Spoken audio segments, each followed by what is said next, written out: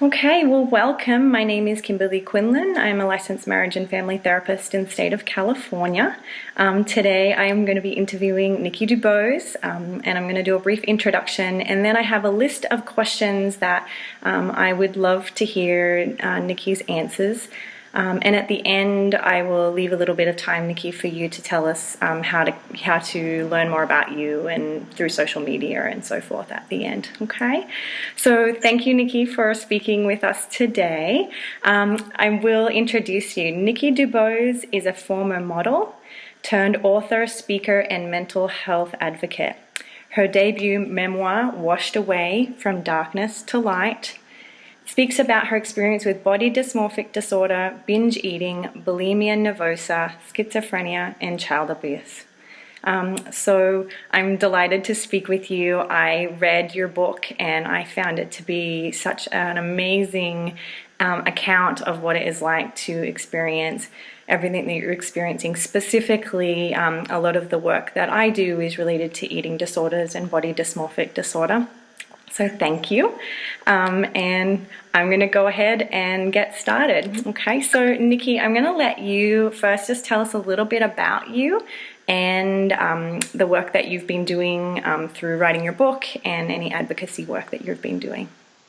Well, thank you so much, Kimberly, for having me. It's a pleasure to be in your presence. I really appreciate it, and thank you for all the work that you do, and helping other people, because I know it's a great work, and we really appreciate it. Where are you, by the way? I'm in California. I'm in Calabasas. Yeah, you're in Calabasas, but where are you from originally? I'm from Australia. Oh my gosh, I'm so jealous, because that's where I've always wanted to live there, Australia or New Zealand. I even have an Australian cookbook because I'm so fascinated by the culture. Oh, it's beautiful. It's a beautiful country, but similar to California. Is it really? Yeah. Yeah. Would you like for me to start from the beginning? Is that kind of... Whatever you would like.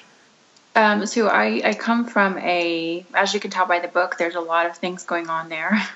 As we know, mental health issues are never really just one-sided. It's never like, I think kind of when I got started in advocating with the eating disorder community, it was like, well, I have an eating disorder, but there's usually a lot more behind that, right? So when I wrote the book, I was like, I'm just going to tell everything because I really want to help people. And if I really want to help people, I have to, tell all of my junk. But there's no shame in that, and that's what I've been trying to do with the advocacy work, and helping to pass bills and trying to just get into every sector of the mental health community, whether that's child abuse or the schizophrenia. That's yet to explore. I would like to explore that with advocacy work, because that's a very marginalized group.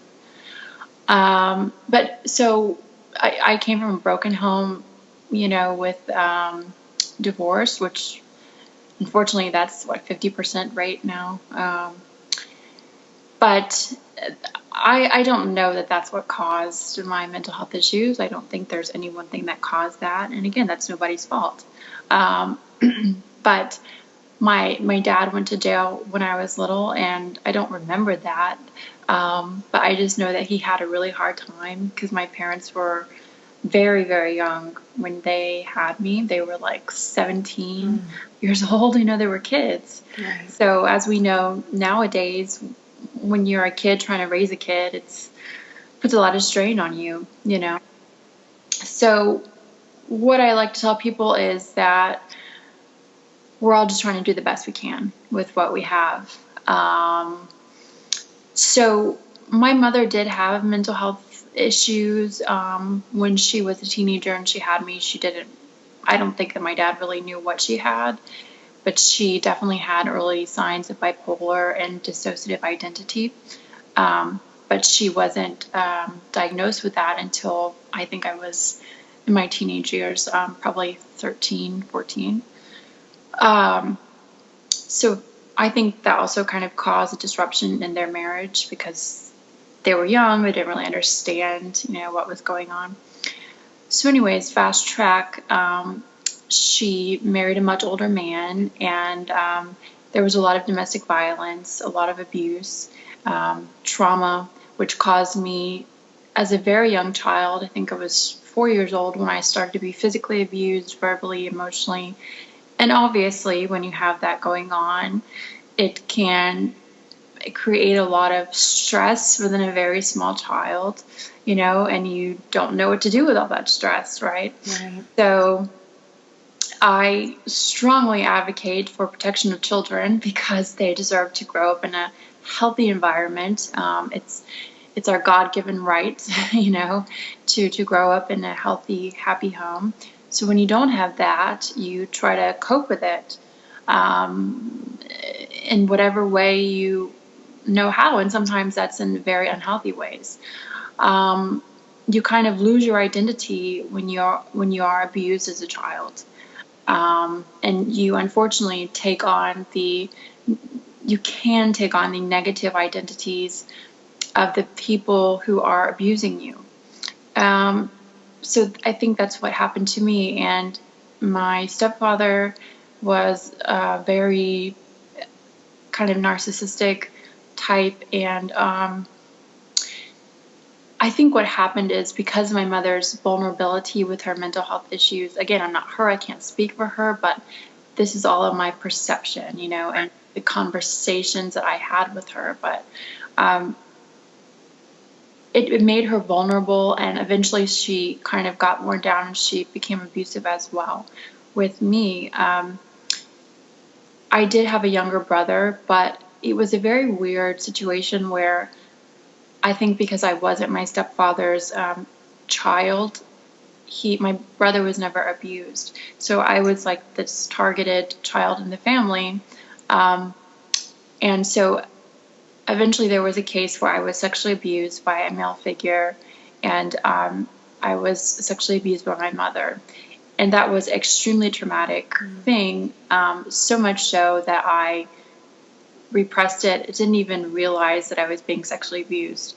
I have, talked to other people who this has happened to, where there's incest by the mother.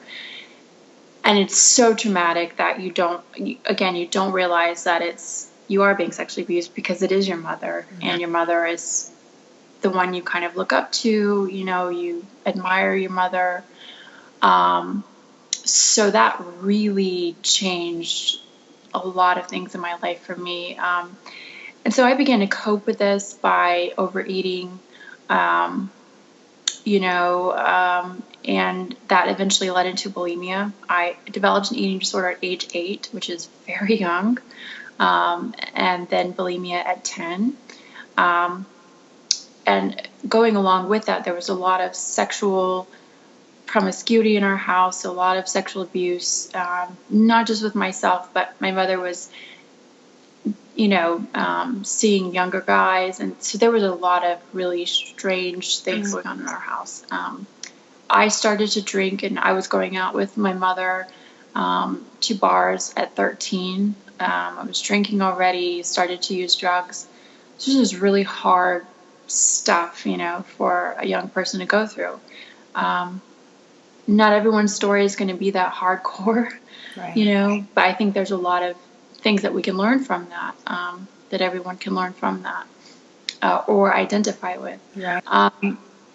So I just learned how to cope with life in very unhealthy ways. Basically, all the things you're not supposed to do, I did that.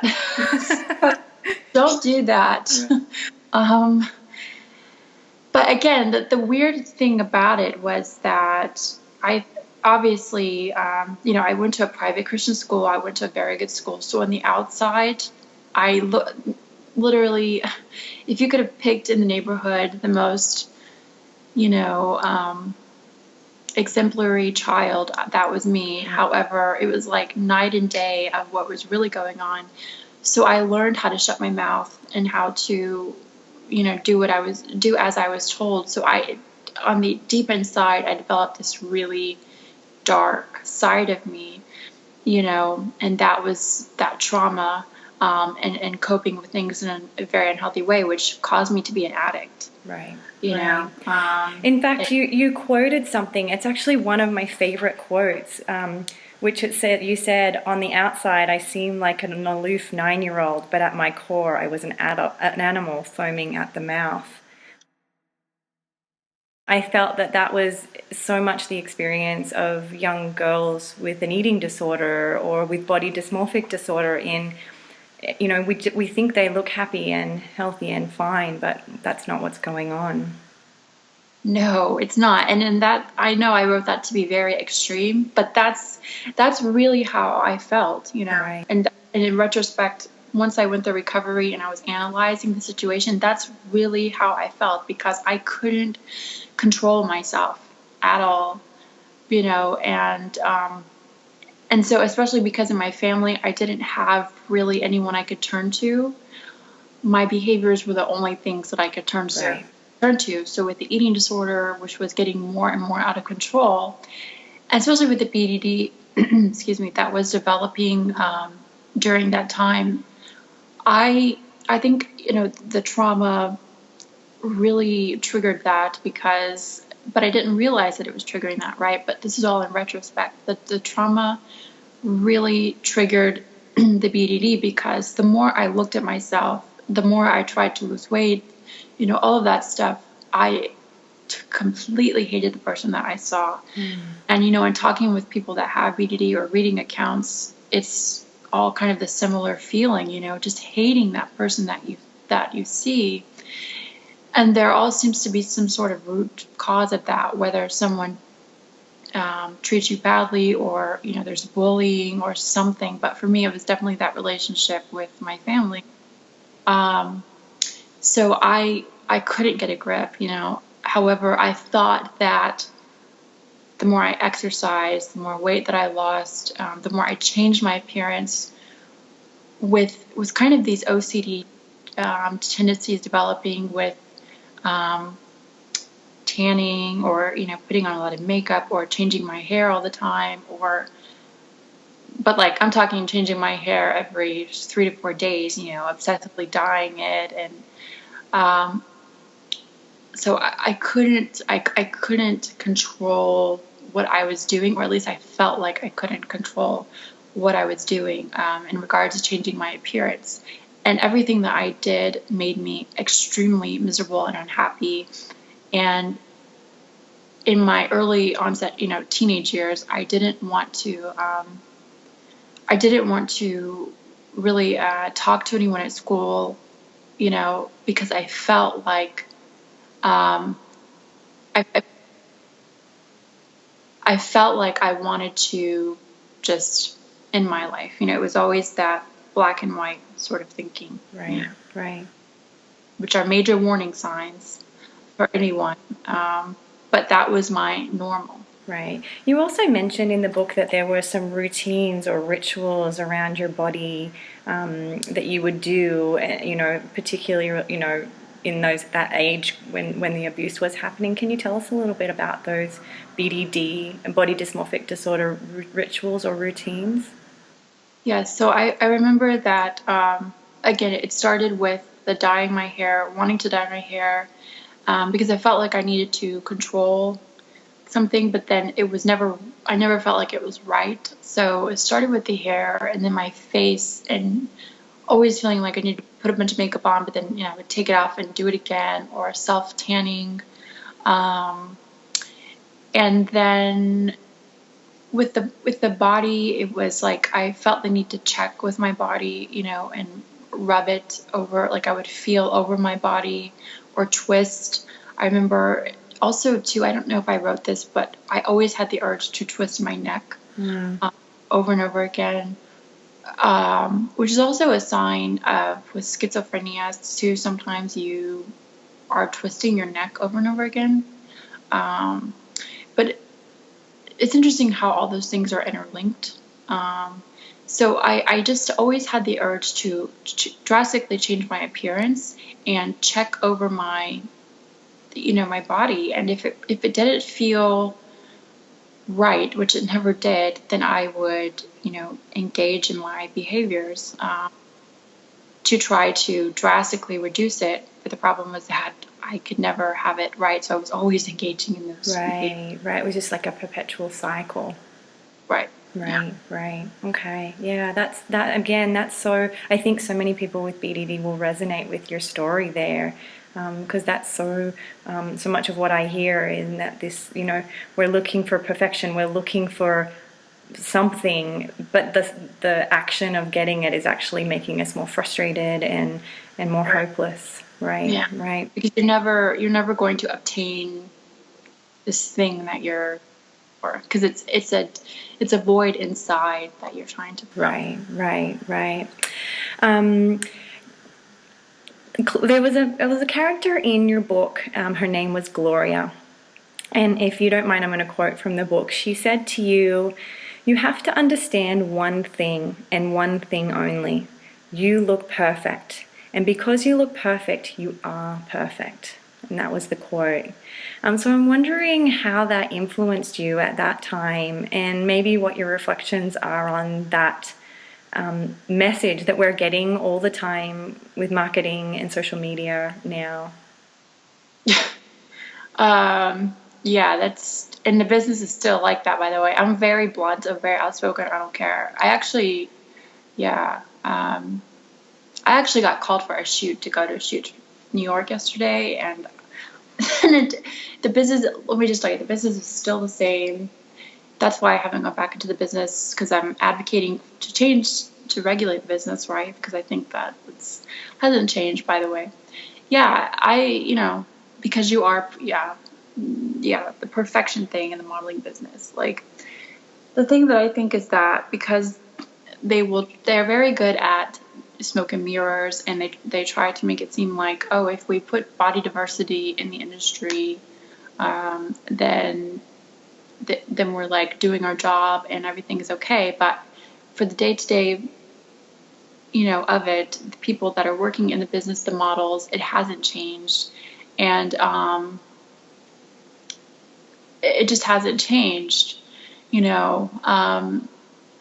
It's not, briefly, I'll tell you, it's not regulated. You're an independent contractor, so you still get treated like crap, basically. They will tell you to lose weight to get a job. And so, but everyone on the outside who are buying the magazines, consuming the products, most people don't realize that, and they fall into the trap of the scheme, which is it's all about making money, and so I'm trying to, work in legislation and try to make things a little bit better, but it takes an army of people, so don't fall into the traps of what they're trying to sell you, and just try to understand that the way you are is perfect, and you have so much more to offer other than, trying to obtain an ideal of beauty.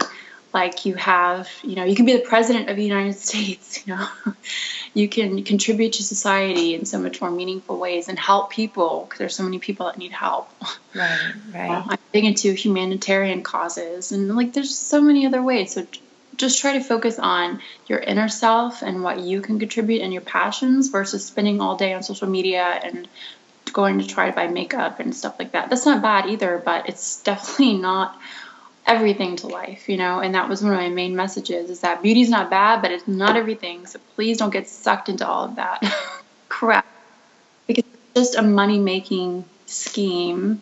And that's why they're a multi-billion-dollar, probably even trillion-dollar business. Right. Absolutely. Yeah. That I thought about. That statement alone is the beginning of an eating disorder. Often. Yes. And it doesn't. There's arguments that, well, they don't cause an eating disorder, and no, they're not the single most cause of an eating disorder, but I think it can be a component of what can trigger an eating disorder, especially if you are already predisposed to developing an eating disorder, right? So it is healthier to focus on, again, looking inside and seeing what makes you special and unique, and not focusing so much on the outer layer, which, again, it's wonderful to take care of yourself, and there's nothing wrong with beauty, but it's just one component of life. It's not a piece of the pie. Right, yeah, of course. Absolutely. Okay. This is a broad question, but it's probably going to be my favorite. What were the major lessons that you learnt in your recovery, or that began you in your recovery? That's a lot. I think when I was You can be brief or you can be extensive. What? in the beginning of recovery, I felt like I fell on my face. And because, in the beginning, well, there was like many different recoveries. I felt like well, I think that's true for every human too, right? Yeah, because the first time I went through recovery, I think it was in 2010, and I went to my agency at the time told me in New York, if you don't go through recovery, you can't. Basically, it was like, if you don't go through recovery, you can't model anymore. So I went through a little rehab in Connecticut, and then I had a pink fluffy cloud where I had abstinence, and then I fell completely on my face. After that time, I was like, this is amazing. I'm eating and everything is great, and I'm never gonna have a problem ever again. And then I don't know how long it was, 60 days or something. And then I was worse than ever, So, but the first time I had real recovery, well, I don't know what real recovery is, but when I started to really walk the path, it was like major ups and downs, but I was working with a mentor who was working with me through the Life Recovery Bible, which is a spiritual Bible based on the 12 steps. And it goes through pretty much every area of life with you. And I was like, oh, wow, I have every problem that needs to be addressed, because as a kid, I had trauma, which really screwed me up in every area of life. So I needed to address so many areas of life, and I quit working. I quit my career, which really smacked me on the head because it was a major identity for me. Right. So when I didn't have my career and I was sitting at home for 2 years, I really had a major life. I think the most serious life change you could ever imagine. My mother had just died. I left my career, and so I couldn't fake life anymore. I was learning how to eat. It was like being a baby, so I learned how to be vulnerable. I learned how to eat again.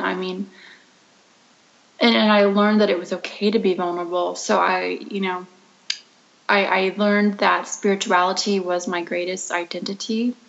And kind of from there, everything came from that, right. Which I think has been the greatest gift for me, because for me, I believe in God, but in a spiritual way, and He's shown me kind of how to grow as a person and who I am as a person. And I had absolutely no idea what I was doing or where I was going, but He's guided me on my life path. And I've taken steps of faith, and from there I've been all right, every step of the way. And He's given me a career back that I've loved and has developed from my true passion versus what I thought I needed based on what other people wanted me to be or what I needed to impress other people, that sort of thing, which is really freeing, You have to carry that load all day, every day. Yeah, based on expectations, and at the end of the day, what I've learned is that most people are not, I think like 99% of people are not even going to care about you. They're just in their own head anyways, so why would you have a career trying to make other people happy? To make your own self happy, because life is short. Right, absolutely. So you touched on actually the question I was going to ask you, and it's probably one of the most common questions I get when someone's beginning a recovery for eating disorders. And so I'll read you back sort of the questions that I would get, which was, what is it like for those first few days when you return to eating? whether it's returning to eating if you've been restricting, or return to eating without purging, or returning to not binge eating. What was that like for you? Honestly, I was terrified. I mean, I would never lie to you. I was absolutely terrified because I didn't know what that was like, I had no idea what that was like. You have to remember, my eating disorder started when I was 8 years old. I mean, I tried many times to do that, but I had an eating disorder for 17 years, so I didn't know. It was terrifying. Excuse me. It was terrifying. But at the same time, the more that I allowed myself that free space to say, okay, I'm going to do it, and then I saw what could happen once I, was okay and the world didn't end, my head didn't explode, all these weird thoughts that I had, which aren't weird, they're just because you don't understand, it allowed me to be more gentle with myself and have more compassion for myself, and I gained a lot of strength, emotional strength, mental strength, physical strength. But it is an extremely scary process, but you become so strong because of it, and you become so proud of yourself and loving towards yourself. Yeah. Right. That's really beautiful. Thank you for sharing. Yeah. Okay. So this is a question that I'm asking specifically for you. We often see, as you said, the underlying a lot of eating disorders is trauma, or some family dynamics that are problematic. But then I often get a particular a population where they feel a lot of shame around the fact that they haven't had any of those traumas, and a sense of, I don't deserve my eating disorder because I don't have this thing that happened that I can point my finger towards. And what are your thoughts on that? Or what would you say to someone who was concerned that they didn't deserve their eating disorder in a way that, they didn't go through the hard times? Yeah, that's interesting, I've heard that. I've heard that a lot lately, or maybe it's kind of like, and then there's also been this thing like, someone's read my book or something, it's like, well, I didn't go through all that, and I've thought about that, but this is definitely not something that is for comparison, because everybody's journey I kind of look at it like, everybody's journey is equally as difficult, because we don't know what it's like to walk in each other's shoes. And mental health issues, they don't discriminate. I mean, a mental health issue is a mental health issue, and it's very difficult. So it's not about comparison, it's about compassion. And I think we need to have more compassion for each other rather than comparing. And comparing is something that comes out of the disease itself. The mental health issue wants to compare and put down, but we need to just, as a community and as an individual, just have more compassion for each other and love. Mental health conditions, they want to, first of all, they want to kill you, so they're going to be as negative as possible and try to just manipulate the situation and be as delusional as possible. So, and I've definitely experienced that. Like, for example, when I'm depressed or when I have something wrong, I notice that my brain tends to twist other people's stories or compare or do something, but it's not about that whatsoever. So I just want to tell you that just try to remember that it's, whenever you hear something like that, just remember that it's not reality. It's more about your disorder that's telling you that. And I just have love for everybody, no matter what you're going through. I'm sorry, and I feel for you because it's hard. It's hard no matter if you're dealing with depression, if you're dealing with an eating disorder, BDD. I see it as all on an equal playing field, It would never compare. It's hard enough to get through life anyways, even if you don't have a mental health condition, and then adding a mental health condition on top of that is just insanely hard. So I'm sorry. Right. Thank you. I think that is probably the perfect answer, which is, don't compare, because I think that is a huge part of the eating disorder fuel. Absolutely. Right, right. Right, wonderful. Right. Okay, and last question. I know you mentioned this. It's all of the questions are flowing beautifully. Last question was, what advice do you have for those who don't connect with religion or spirituality in their recovery, or haven't yet connected? I'd say that's totally cool. I'm not. I know I talk about God a lot, and I get that question a lot. Well, I I got away from God for the majority of my life, and I grew up hardcore Southern Baptist, and then I was away from God for most of my life, and it was only when I saw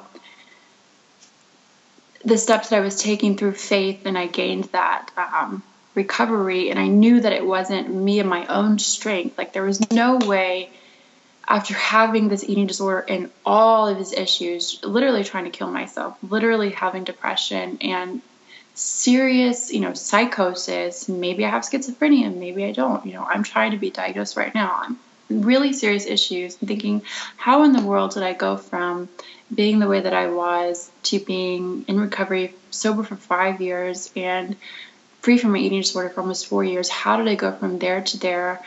I knew that it wasn't me and my own strength, because me and my own strength is not, you don't want to be around that person, So, and I didn't want to be in that head. So I knew that it was a power greater than myself. And I had to be humble and accept that, because if I didn't, I was going to go right back to engaging in those behaviors. So there was a point in my life where I had to admit that I was helpless and accept that. And that's where that spirituality identity came from, and acceptance. So it's not like God in the sense of I go to church and I raise my Bible in the air and I'm a hypocrite. It's not that. And I think, unfortunately, we feel that way a lot as a society, and I know that I did because I was raised that way. But it was literally as I saw God working in my own recovery, in my own life, that sort of thing. But I'm very open-minded, and I have friends from all backgrounds, non-believers, atheists, Buddhists, everything, and I have love for everybody. And I think that if you just find your own belief or not, that's totally fine. You have to find whatever works for you. And at the end of the day, that's what matters. Wow. Thank you so much for sharing all of that. Thank you. How can we hear more about the work that you're doing, and how can we just learn more about you? You can always go to my website, nikkidubose.com, and from there you can find out everything about my book, my advocacy work. You can read my blogs. I post a few times a week, and you can contact me as well. Thank you so much. I really appreciate all your time and your advocacy. It means a lot to all of us. I appreciate your time as well. Thanks. Thank you. Thank you.